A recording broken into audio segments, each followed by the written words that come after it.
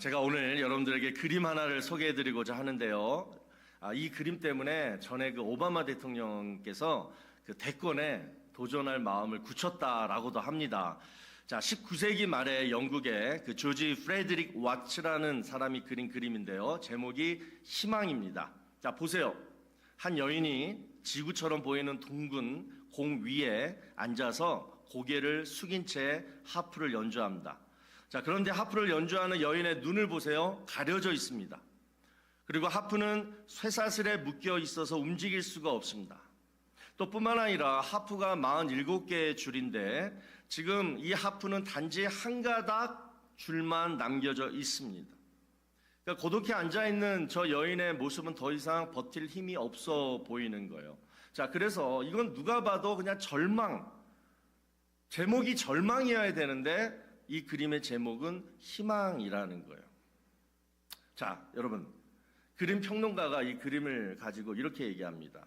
독자들한테 물어보는 거예요. 왜 이 그림 제목이 희망일까요?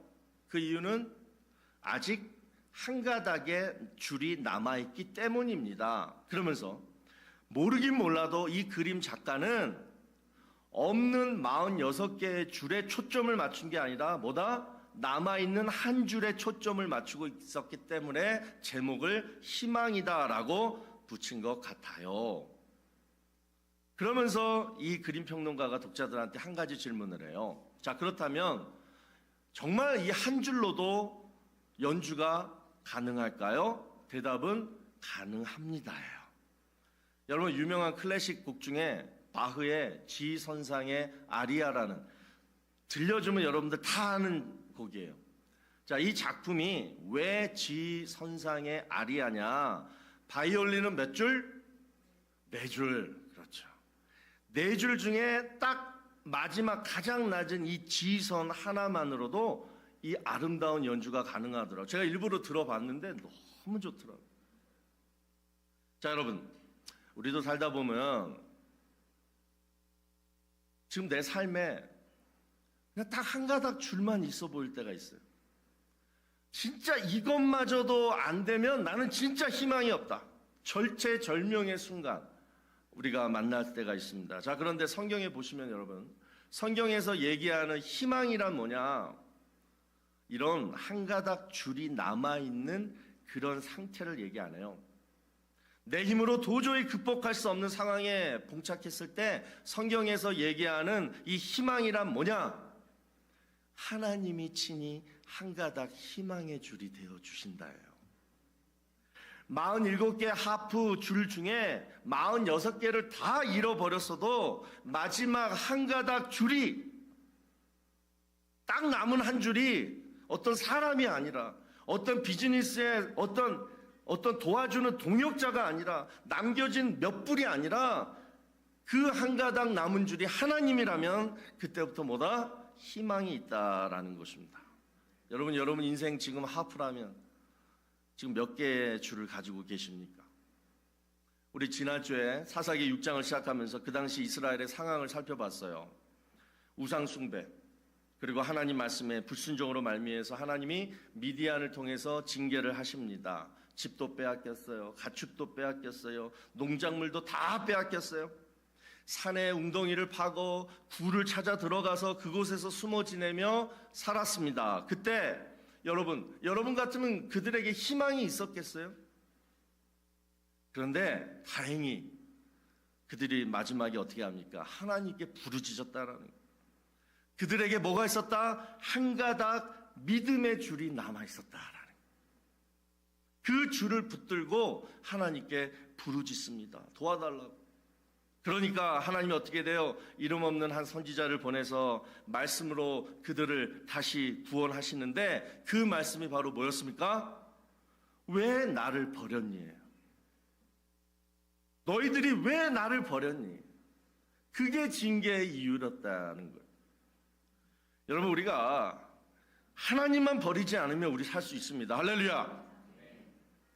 46개의 줄이 다 없어져도요, 남겨진 한 개의 줄이 하나님을 붙드는 줄이라면 여러분, 우리는 다시 시작할 수가 있습니다. 왜냐? 자, 오늘 보면 12절이 이렇게 말씀하고 있기 때문에 그래요. 여호와의 사자가 기드온에게 나타나 이르되 큰 용사여 여호와께서 너와 함께 계시도다 하며. 자, 여기서 기드온은 우리가 잘 아는 이스라엘의 5대 사사 기드온입니다.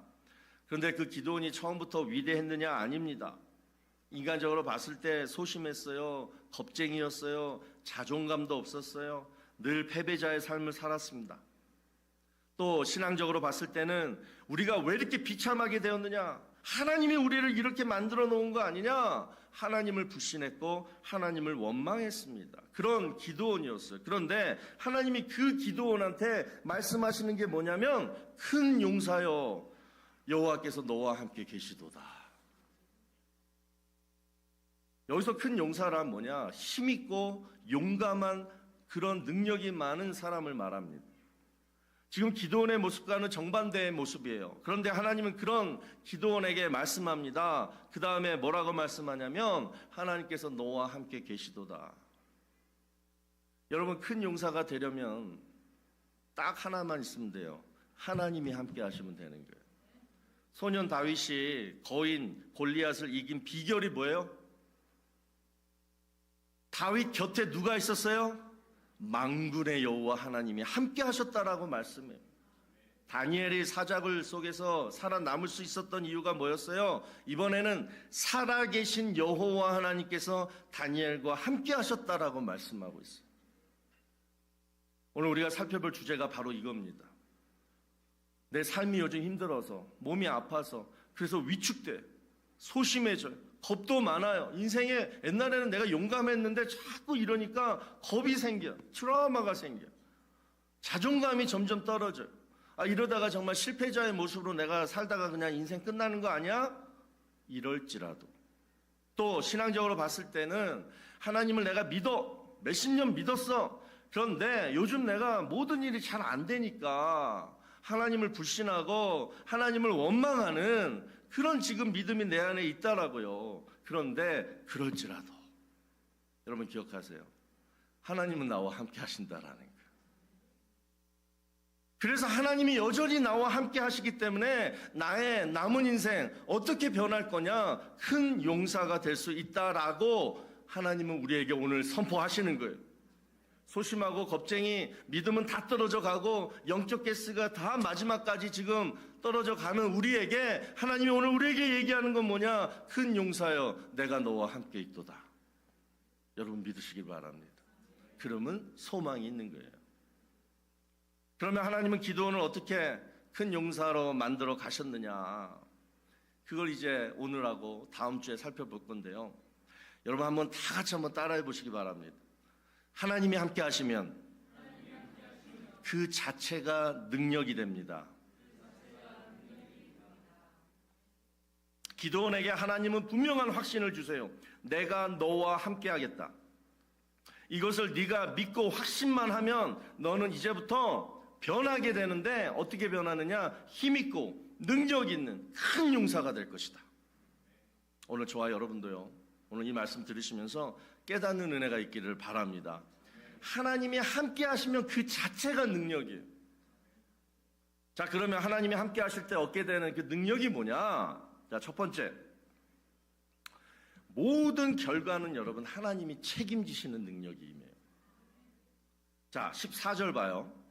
여호와께서 그를 향하여 이르시되 너는 가서 이 너의 힘으로 이스라엘을 미디안의 손에서 구원하라. 내가 너를 보낸 것이 아니냐 하시니라. 오늘 트랜슬레이터가 조금 고생하겠는데 제가 좀 빨리 하거든요. 왜냐하면 좀 덥고 그 다음에 앞에 행사가 좀 많아가지고 좀 천천히 할게요. 자, 하나님이 기드온한테 이렇게 말씀하세요. 너의 힘으로 이스라엘을 미디안의 손에서 구원하라. 자, 그런데 여러분, 자, 이 말씀이 좀 이상하게 들리지 않아요? 어떻게 하나님이 지금 말씀하시는데 너의 힘으로라는 말을 쓰셨을까요? 예를 들면 전능하신 하나님의 힘으로 또는 하나님의 힘을 의지해서 이스라엘을 미디안의 손에서 구원하라 이렇게 말씀하셔야지 자연스러운데 지금 하나님이 뭐라고 얘기하냐면 기드온아 너의 힘으로 한번 해봐라. 하나님이 이 교회에 저를 보내시면서 형만아 너의 힘으로 한번 이 교회 목회해봐라. 그럼 좀 이상하잖아요. 어떻게 제 힘으로 해요? 할 수가 없는데.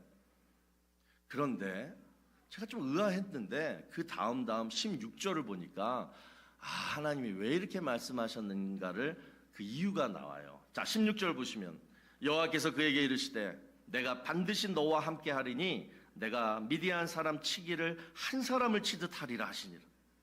자, 이 말씀은 뭐냐면 너는 네 힘으로 한번 열심히 해봐.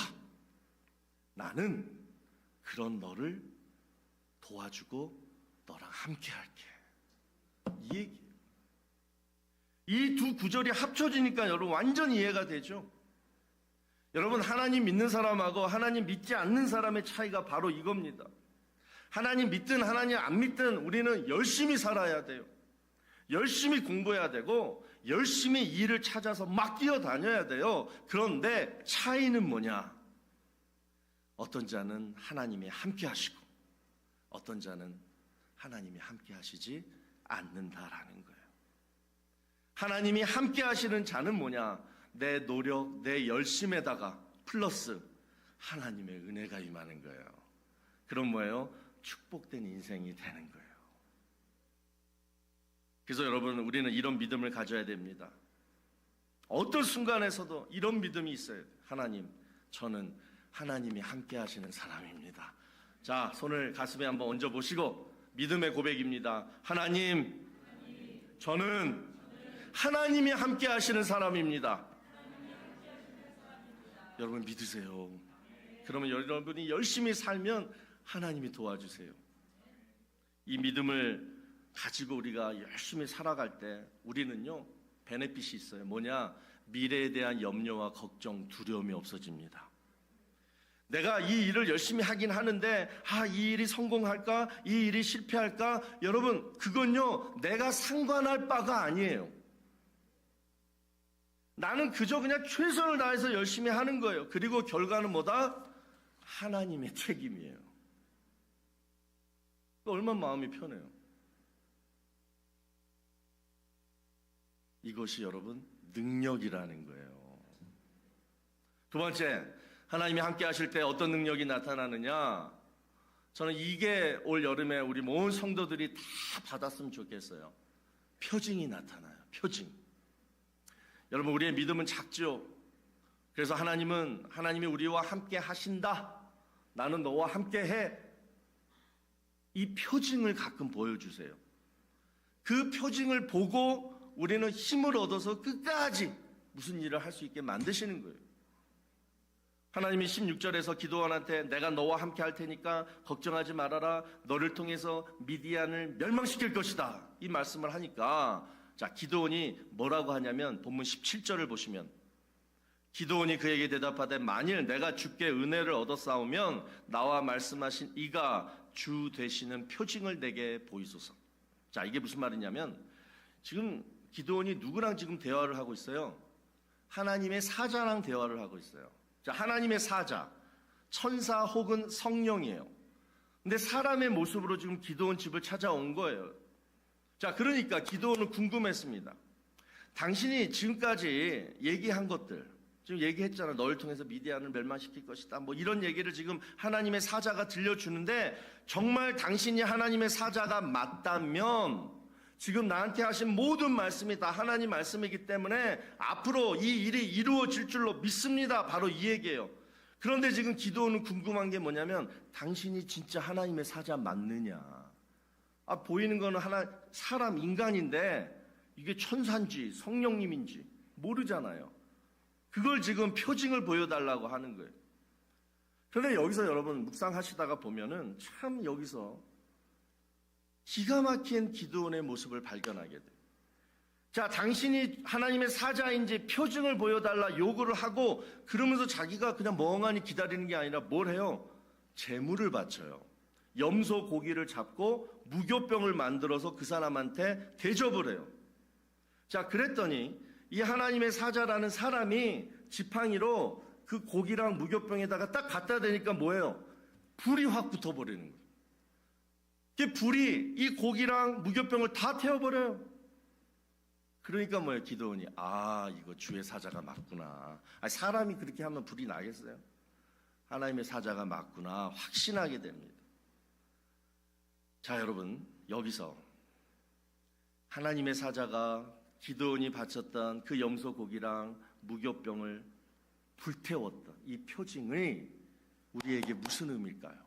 바로 예배의 능력이에요. 하나님이 나와 함께 하신다. 이걸 여러분 언제 느끼십니까? 바로 이 예배 시간에 느껴야 한다라는 거예요. 우리가 그러면 어떤 예배를 드릴 때 이런 하나님이 함께 하신다, 나와 함께 하신다, 이 임재함을 느끼게 되느냐? 여러분, 예배에는 두 가지가 꼭 필요합니다. 잘 들으세요. 하나는 내 마음, 또 하나는 하나님의 표징이에요. 이 두 가지가 잘 드려지는 예배에 결정하는 거예요. 자, 첫 번째, 우리의 마음. 어떤 마음이냐? 하나님 말씀에 순종하겠습니다. 이 마음이에요. 지금 기도원이 대화를 나눴던 사람, 이 사람이 만약에 하나님의 사자가 아니었다면 뭐예요? 그냥 지나가는 나그네였어요. 또 하나님의 사자가 맞다면 그 사람은 뭐예요? 하나님의 종이었어요. 자, 그 당시 하나님의 말씀에는, 모세의 율법에는 지나가는 나그네랑 하나님의 종에게는 하나님을 섬기듯이 대접하라, 이런 말씀이 있어요. 이 명령이에요. 기도는 뭐예요? 그 명령에 순종합니다. 그래서 고기를 잡고 무교병을 만들어서 대접을 해요. 여러분, 우리가 예배를 드릴 때 마찬가지예요. 예배 드릴 때 우리의 마음은 뭐냐? 딱 하나예요. 하나님 말씀에 순종입니다. 그 순종을 하나님은 받으시는 거예요. 여러분, 헌금 왜 드려요? 내가 헌금 안 드리면 이 교회가 힘들어질 텐데, 그 마음으로 드려요? 그럼 드리지 마세요. 하나님이 드리라고 말라기에서 말씀하셨으니까 그 말씀에 그냥 순종해서 나는 드리는 거예요, 예물을. 여러분, 왜 교회에 오셔서 섬기십니까?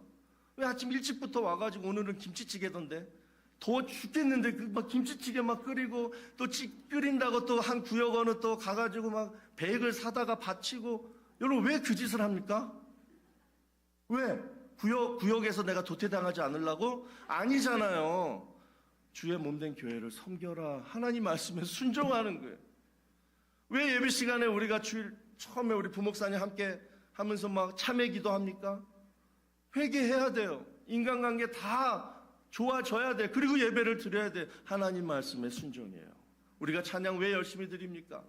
우리가 왜 말씀 드리면서 아멘으로 화답해야 됩니까?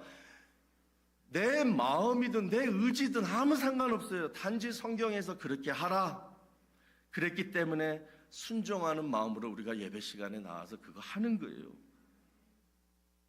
여러분이 정말 하나님 말씀대로 온전한 순종을 이 예배 시간에 드렸다면 이제는 담대하게 뭘 하냐? 기도원처럼 하나님의 표징을 구하는 거예요.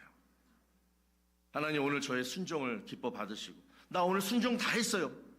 주일날 아침에 일찍 와서 헌금 드렸고, 또 봉사했고, 또 예배 시간에 찬양했고, 참회기도 했어요. 이제 말씀 듣습니다. 순종 다 했잖아요.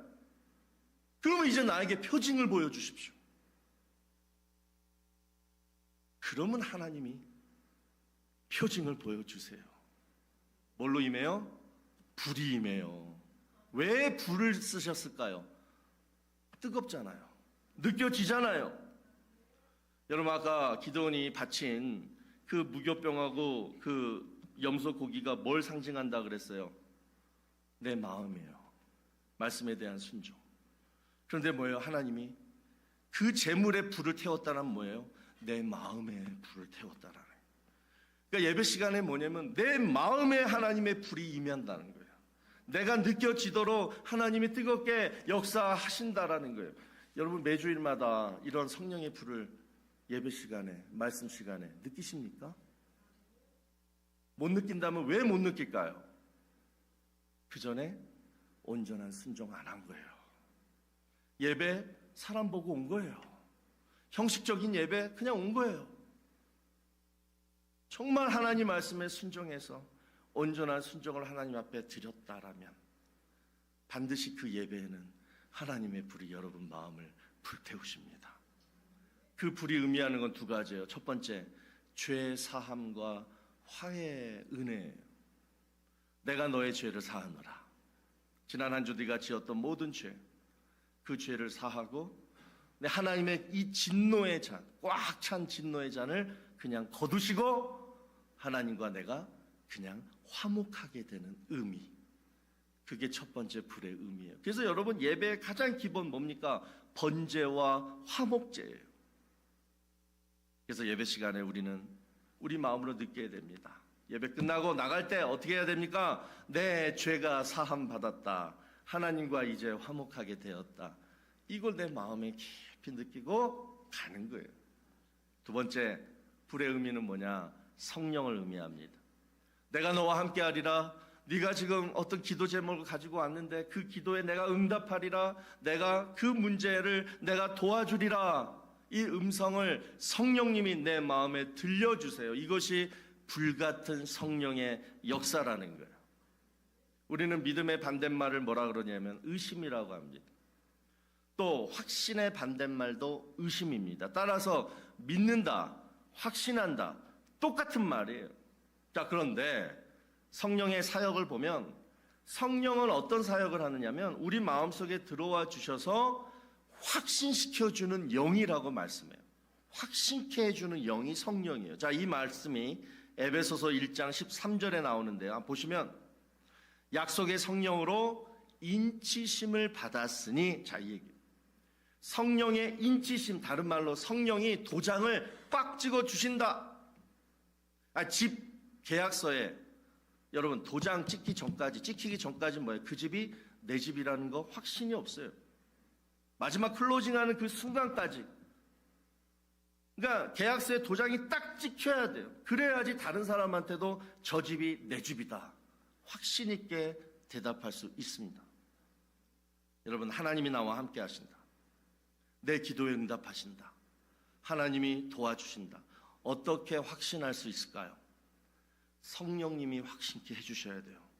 왜냐? 오직 성령님만 하나님이 하실 일을 아시기 때문에 그분이 확신을 시켜줘야 되는 거예요. 그러면 그 성령의 역사가 언제 제일 강렬하게 임하느냐? 바로 언제겠습니까? 이 예배 시간이라는 거예요. 그렇기 때문에 우리가 예배 전에 성령님 이 시간 임재하여 주시옵소서. 그냥 임재만 하는 게 아니라 내 마음에 확신의 도장을 찍어 주시옵소서. 어떤 확신의 도장이냐? 하나님, 이것이 하나님의 뜻이기를 확신케 해 주시옵소서. 하나님이 함께 하신다라는 확신을 저에게 주시옵소서. 이 기도를 꼭 하시라는 거예요. 그럴 때 여호와 샬롬, 여호와의 사자가 기드온한테 얘기하죠. 여호와 샬롬, 하나님의 평화가 임합니다. 죄 사함의 은혜를 받고, 그 다음에 하나님과 화목해 되는 은혜를 받고, 그 다음에 세 번째, 성령의 확신케 하는 은혜가 내 마음에 불을 살라버리면요, 그 다음에 찾아오는 것은 여호와 샬롬이에요. 하나님의 평화가 임해요. 그러면 그냥 11시 전까지는 내가 걱정되고 화내고 질투하고 막 그랬던 내 마음이 뭐예요? 더 어디론가 사라지고 그냥 평안이 넘치고 평화가 넘치는, 그게 뭐예요? 성령이 내 마음에 왔다 가셨다라는 것을 입증하는 거예요. 할렐루야. 자, 그리고 마지막 세 번째로 하나님이 함께 하시면 나타난 능력이 뭐냐면 싸워서 이기게 해주신다. 자, 오늘 본문 25절 26절 다 같이 봅니다. 그날 밤에 여호와께서 기드온에게 이르시되 내 아버지에게 있는 수소 곧 7년 된 둘째 수소를 끌어오고 내 아버지에게 있는 바알의 제단을 헐며 그 곁에 아세라 상을 찍고 또 이 산성 꼭대기에 내 하나님 여호와를 위하여 규례대로 한 제단을 쌓고 그 둘째 수소를 잡아 내가 찍은 아세라 나무로 번제를 드릴지니라 하시니라. 자, 이 말씀이 뭐냐면 하나님은 기드온의 제물을 받으시고 그 다음 불로 그냥 표징을 보여주시고 그 다음에 한 가지를 명령하세요. 그것은 뭐냐? 네 집안에 있던 바알 제단을 허물어라. 그리고 아세라 신상을 도끼로 찍어버려라. 그리고 그 나무, 찍은 나무로 불을 펴가지고 지금 네 집에서 지금까지 키웠던 둘째 수소, 지금 기드온 집은 가난했던 것 같아요. 소가 2마리만 있었던 것 같아요. 첫째 소는 이미 어딘가 사용됐고 마지막 남은 이 둘째 수소를 제물로 드려라. 이렇게 지금 명령을 하십니다. 자, 여러분.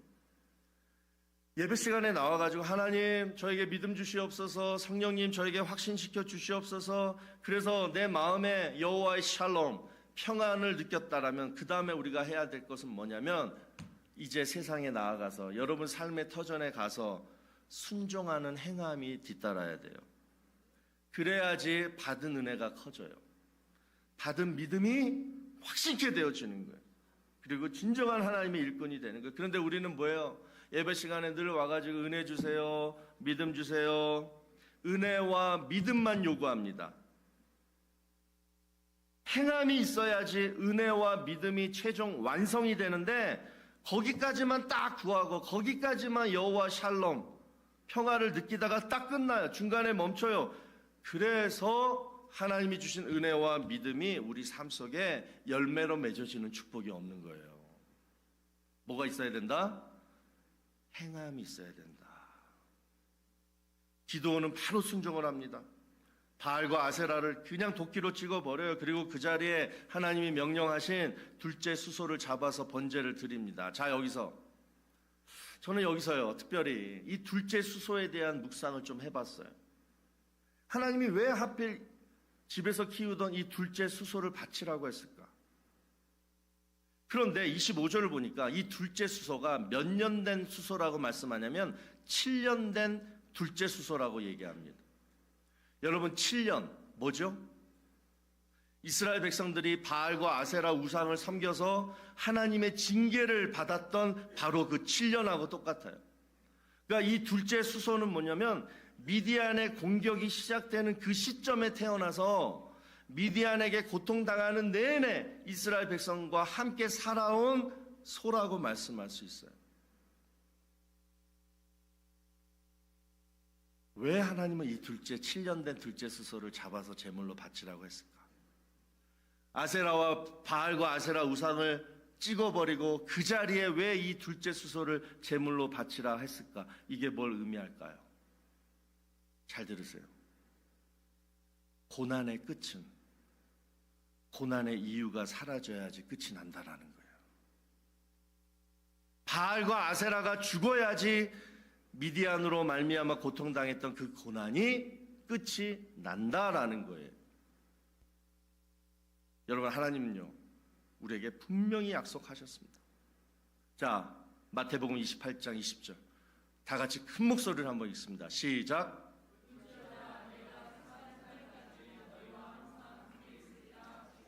세상 끝날까지 하나님이 여러분과 함께 하신대요.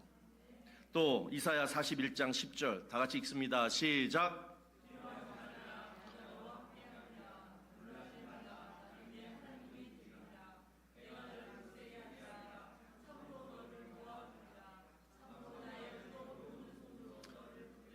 여러분, 지금까지 하나님 말씀 나 성경 잘 몰라 그랬어도 오늘 이 읽은 2가지 말씀만 알아도 돼요. 첫 번째, 하나님은 늘 나와 함께 하신다. 두 번째는 하나님은 나의 하나님이 되어주시고 나를 굳세게 해주시고 나를 도와주시겠다 약속하셨습니다. 그런데 나와 하나님과의 관계는 그런 관계인데 언젠가부터 하나님과 나 사이를 가로막는 우상이 들어왔다라는 거예요. 그 우상이 누굴까요? 뭘까요? 지금 내 안에서 하나님을 하나님 되게 만들지 못하게 만드는 그 무엇이 하나님이 나를 도와주시겠다 하시는 그 능력을 내가 지금 못 받게 만드는 거예요. 그 우상이. 그게 뭐냐고요. 오늘 시간 여러분 한번 발견해 보세요.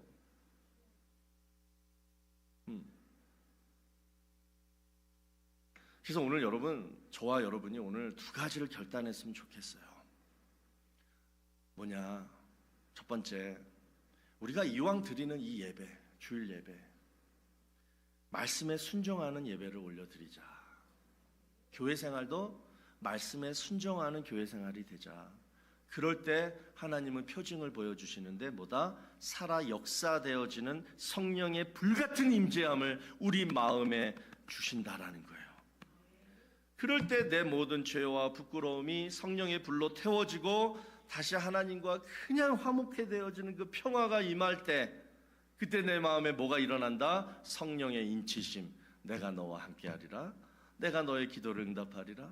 내가 너를 도와주리라. 이 확신이 들면서 뭐예요? 확신이 뭐다? 믿음. 그 믿음 들고 나는 뭐예요? 세상에 나가서 승리하는 거예요. 내 안에 들어있는 모든 우상들 다 때려 부수는 거예요. 그러면 고난이 물러갑니다. 고난이 끝납니다. 여러분 기도가 응답되어집니다. 우리 시간 함께 기도할까요? 먼저 이 시간 여러분 한 가지 체크해 보세요. 한 가닥 믿음의 줄이 있느냐? 내가 혹시 하나님을 버렸느냐? 나는 왜 예배 시간에 성령의 불을 느끼지 못하느냐? 하나님 말씀에 순종하지 않았기 때문에, 사람 보고 교회 일 하러 왔기 때문에, 하나님 받지 않는 제사를 내가 드렸기 때문이에요. 사랑하는 성도 여러분, 모든 인생의 결과는 하나님의 책임입니다. 나는 열심히 할 뿐이고 모든 성공과 실패 다 하나님 뜻 안에서 하나님이 책임지시는 거예요. 근데 이것에 대해서 내가 원망하거나 내가 감사치 않거나 그런 이유는 뭐냐면 내가 평소에 하나님의 능력을 체험하지 못하기 때문에 그래요. 성도님, 사랑하는 성도님들, 우리 예배 시간에 그 하나님의 능력을 체험 받으십시다. 성령의 불같은 뜨거운 역사. 그래서 늘 내 안에, 우리 가정에, 내 일터에 절대 우상이 들어올 수 없도록 올 때마다 내가 부숴버릴 수 있는 그런 능력 달라고 우리 시간 다 같이 통성으로 기도하겠습니다. 사랑의 아버지 은혜를 감사합니다. 연약하고 정말 믿음도 없었던 시몬에게 하나님이 먼저 선포하신 그 말씀을 시간 우리가 봤습니다. 큰 역사여 내가 너와 함께 하나님 우리 평소의 삶 속에서 주여 말씀으로 말미암아 하나님 나와 함께 하심을 우리가 느끼지 못하고 삽니다. 하나님 특별히 우리가 주의 전에 나와 예배를 드릴 때 하나님이 나와 함께 하심을, 임재하심을 아버지 성령의 불같은 역사로 체험할 수 있는 우리 교회 예배가 되게 하여 주시옵시고, 예배 시간을 통하여 하나님의 귀한 그 능력을 하나님 체험받고 세상에 나아가서 모든 우상을 때려부수고 그리고 내 삶 속에 하나님의 능력이 임하여 아버지 하나님의 나의 열심과 하나님의 은혜가 임하여 복된 가정, 복된 일터가 될 수 있도록 인도하여 주시옵소서. 도와주시옵소서. 자, 우리 다 같이 일어나셔서 우리 회성하는데요, 시간 여러분을 두렵게 하는 마음을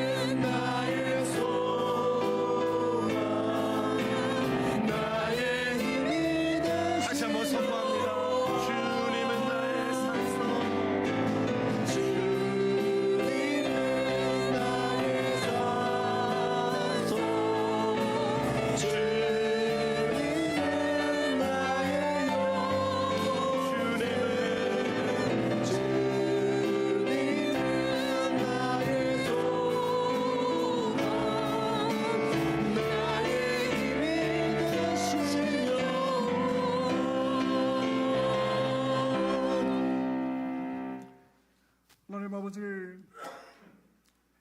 주님이 사랑하시는 덴버 한인 장로교회 이영만 목사님과 사모님을 중심으로 사랑하는 모든 성도님들, 이 교회를 예배에 성공하는 교회, 말씀에 순종하는 교회, 하나님의 꿈을 이루어드는 교회로 계속하여 축복하여 주옵소서. 이제는 우리 주 예수 그리스도의 은혜와 하나님 아버지의 다함없는 사랑과 성령의 감화와 교통 충만 역사하심이 하나님께 순종하기로 결단하는 하나님의 종들과 자녀들 위에, 그리고 그들의 기업과 삶 속에 이제로부터 영원토록 함께하여 주시기를 간절히 축원하옵나이다.